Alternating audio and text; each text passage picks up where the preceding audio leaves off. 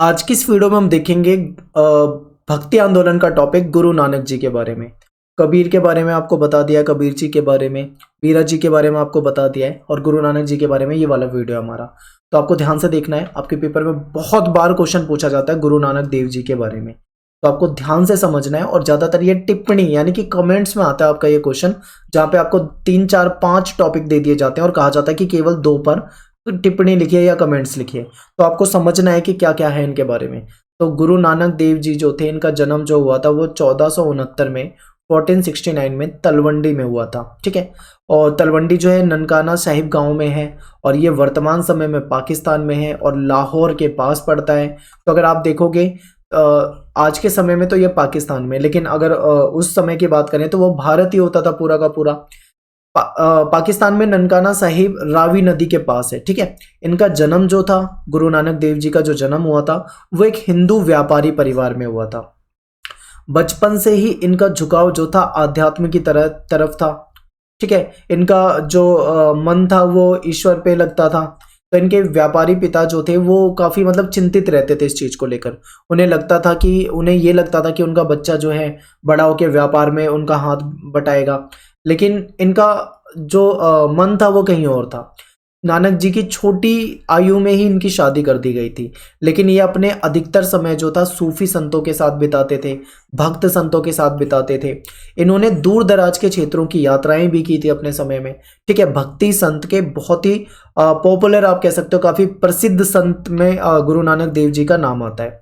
गुरु नानक जी का संदेश जो है इनके भजनों से मिलता है, इनके उपदेशों से मिलता है। ये भजन लिखते थे, भजन गाते थे, इनके भजनों से इनके संदेश मिलते हैं।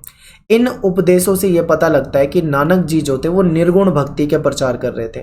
ठीक है, निर्गुण भक्ति मैंने आपको पहले ही बताया था कि 2 तरह के भक्ति मार्ग थे, सगुण और निर्गुण। सगुण जो ईश्वर को रूप में मानते हो यानी कि जो मूर्ति वगैरह की पूजा करते हो, दूसरी तरफ निर्गुण ऐसे भी थे जो कि मूर्ति पूजा का विरोध करते हो। ठीक है, तो ये जो थे ये मूर्ति पूजा का विरोध करते थे। तो धर्म के सभी बाहरी आडंबर को इन्होंने अस्वीकार किया। नानक जी जो थे वो यज्ञ को सही नहीं मानते थे, अनुष्ठानिक स्नान जो होता है उसको भी सही नहीं मानते थे। हालांकि हिंदू थे, लेकिन इस हिंदू परंपरा यज्ञ को सही नहीं मानते, अनुष्ठानिक स्नान को सही नहीं मानते, मूर्ति की पूजा को सही नहीं मानते, कठोर तपस्या को भी ये सही नहीं मानते थे। तो इनके विचार जो थे वो काफ़ी अलग थे, और ये महान संत माने जाते हैं।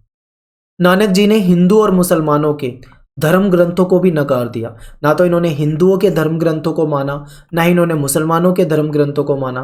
गुरु नानक के लिए परम पूज्य रब का कोई लिंग, ठीक है, लिंग या कोई आकार नहीं है। ठीक है, यानी रब का कोई ना तो लिंग है और ना ही आकार है। रब जो है वो केवल और केवल निराकार है। ठीक है, तो ये पॉइंट आपको समझना है। इन्होंने रब की उपासना के लिए एक सरल उपाय बताया। देखिए, ज़्यादातर हर धर्म में अपनी अलग अलग मान्यताएं होती हैं। इन्होंने क्या बताया, इन्होंने बोला कि ईश्वर की उपासना के लिए हमें मंदिर मस्जिद जाने की जरूरत नहीं है। हम अपने घर पर बैठकर, किसी स्थान पर बैठकर भी अपने ईश्वर का नाम का जप करके अपने ईश्वर को की भक्ति कर सकते हैं। निरंतर स्मरण करके भी हम ईश्वर की भक्ति कर सकते हैं। इन्होंने बिल्कुल ही अलग तरीका बताया और ये सरल उपाय था। नानक जी जो थे इन्होंने अपने विचार पंजाबी भाषा के शब्द के माध्यम से सामने रखे, क्योंकि ये जो जहाँ पे थे वो पंजाब ही कहलाता था। ठीक है, अब तो बंटवारे में 2 हिस्से हो गए, वरना ये पंजाब का ननकाना साहिब तलवंडी, इस तरीके से आप पढ़ोगे इनके बारे में तो आपको पता लगेगा। शब्द के माध्यम से इन्होंने अपनी बातें रखी। इनके जो शब्द थे वो गाए जाते थे। शब्द ये शब्द नहीं है, आप कहीं शब्द वर्ड वाला शब्द नहीं है, ये शब्द होता है, पंजाबी इनमें बोला जाता है। तो ये अलग अलग रागों में गाए जाते हैं इनके द्वारा जो शब्द थे। और जब ये गाते थे तो इनका जो सेवक था मर्दाना, वो रबाब बजाकर इनका साथ देता था, और ज़्यादातर ये भक्ति में ही खोए रहते थे। गुरु नानक जी जो थे इनके बहुत सारे अनुयायी हो गए थे, बहुत सारे लोग इनको मानने लगे थे, क्योंकि इन्होंने एक सरल मार्ग बताया ईश्वर की भक्ति का। ठीक है, सरल मार्ग, और आडंबर जो थे उसका विरोध करा इन्होंने। नानक जी जो थे इन्होंने नानक जी के जो अनुयायी थे इन्होंने उनको समुदाय में संगठित किया, एक समुदाय बनाया और उपासना के कुछ नियम बनाए। ठीक है, सामुदायिक उपासना शुरू कर दी, उसके कुछ नियम निर्धारित कर दिए। गुरु नानक जी जो थे इन्होंने इनके जो अनुयायी थे अंगद को इन्होंने अपने बाद अपना उत्तराधिकारी समझ लो, या फिर अपने बाद गुरु पद दिया। जैसे कि गुरु नानक जी थे, पहला गुरु पद इनका था, इन्होंने अपने बाद जो दूसरा इनके बाद गुरु बने वो अंगद बने। इस तरीके से ये परंपरा जो है आगे चलती रही, तीसरे चौथे पांचवें छठे इस तरीके से चलता रहा। तो इस परंपरा का पालन लगभग 200 वर्षों तक होता रहा। तो ये परंपरा जो है आगे चलती रही। नानक जी जो थे ये कोई नया धर्म नहीं बनाना चाहते थे, ठीक है।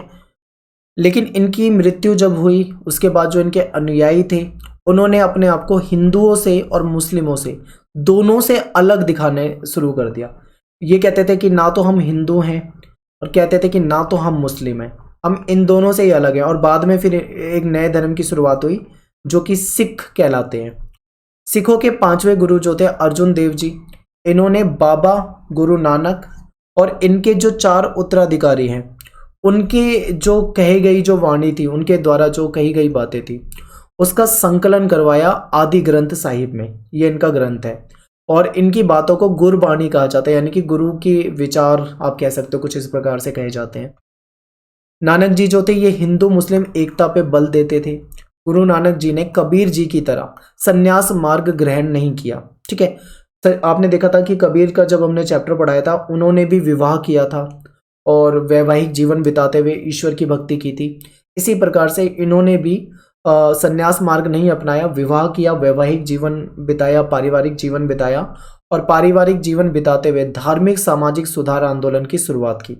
समाज में जो बुराइयां थी, जो कुरीतियां थी, उसका इन्होंने विरोध करा। गुरु नानक जी ने धार्मिक और यहाँ पे टाइपिंग की मिस्टेक है, सॉरी, धार्मिक और आडंबरों, ठीक है, इन्होंने क्या किया, धार्मिक आडंबरों की निंदा की और मूर्ति पूजा का भी इन्होंने खुलकर विरोध किया था।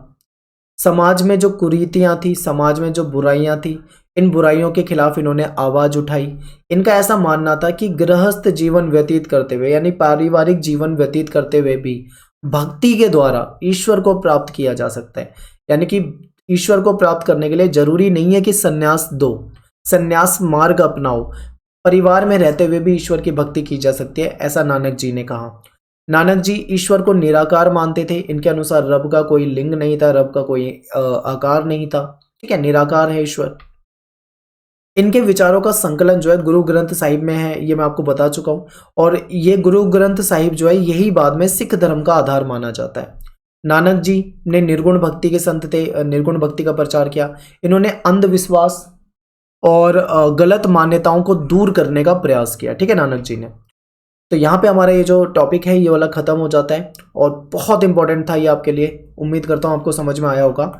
ये जो पॉइंट मैंने आपको बताए, ये सारे पॉइंट आप इसको लिख सकते हो, इसको याद कर सकते हो, ठीक है। आपके पेपर में क्वेश्चन बहुत ज़्यादा आते हैं और मैं यहाँ पे आपको जो क्वेश्चन आंसर करा रहा हूँ ना, टाइम हमारे पास कम है, अगले महीने पेपर है, नवंबर में वीडियो बना रहा हूँ, दिसंबर में पेपर है, तो इतना टाइम नहीं है कि मैं आपको चैप्टर वाइज सिलेबस पढ़ाऊँ पूरा।